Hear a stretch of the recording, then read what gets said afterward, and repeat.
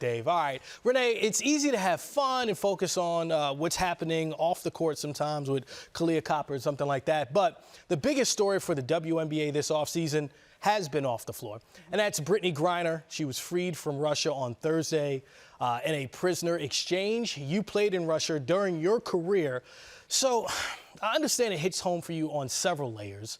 What was your first reaction when you saw that after 294 days that Brittney was finally coming home?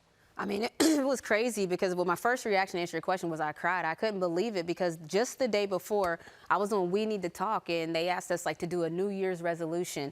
And I was like, I don't have a resolution, but my only hope and prayer is that BG can come home for the holidays, because when you think about the holidays, it's supposed to have, like, holiday spirit and joy. And all of us felt like a little piece of ourselves was missing when you think about what she could be enduring over there. I mean, we've all read the articles of what it's like in penal colonies in Russia. And so it was just that feeling of, like, no one knew it was coming. And I know the U.S. government was probably like, I told y'all, chill, we got this. But we were concerned, to say the least. And so just my first reaction was just like, I cried, honestly. I couldn't believe it. Yeah, and, you know, for those not familiar with the WNBA and WNBA players and finances, there's a huge benefit to playing in Russia. You played there for 3 years, had an incredible experience, and obviously she was one of the top-tier players over there. Can you explain to our audience why WNBA players are playing overseas, particularly in Russia? No, definitely. I mean, for me, I played 10 years.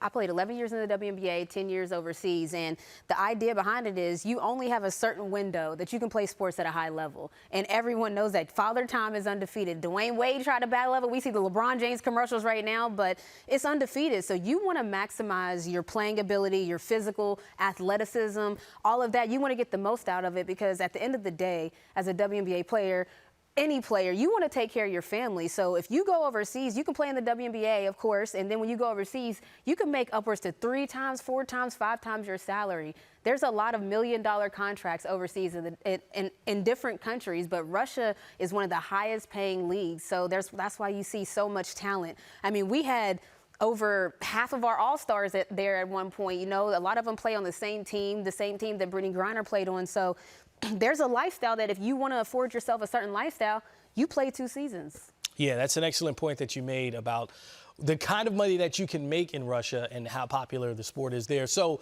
there have been several reports about why it took almost a year for Brittney Griner to come home and the extreme circumstances of it.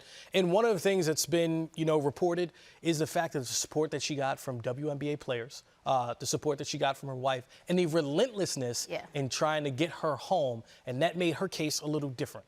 Definitely. I mean, I think first you got to shout out the WNBPA, because every day they just had the messaging flowing. There was players, shouts to the WNBA players. There was someone tweeting all the time, even Dawn Staley, different coaches. It was on the forefront of, I know, the world's mind, but you got to think women's basketball. It could have been any one of us. You know, I played overseas as well as so many other players. Had the times been different, you never know. So it was at the forefront, and I do think that no one, especially her wife, was going to let anyone forget that Griner was not still here back home with us. And I think that that's just the idea of a collective. And we say it all the time, 144 strong. I mean, there's 144 players in the WNBA. I think that every single one stood up and stood tall during this process. Now, when you say if times were different, will times be different in the future because of what happened to Brittney Griner?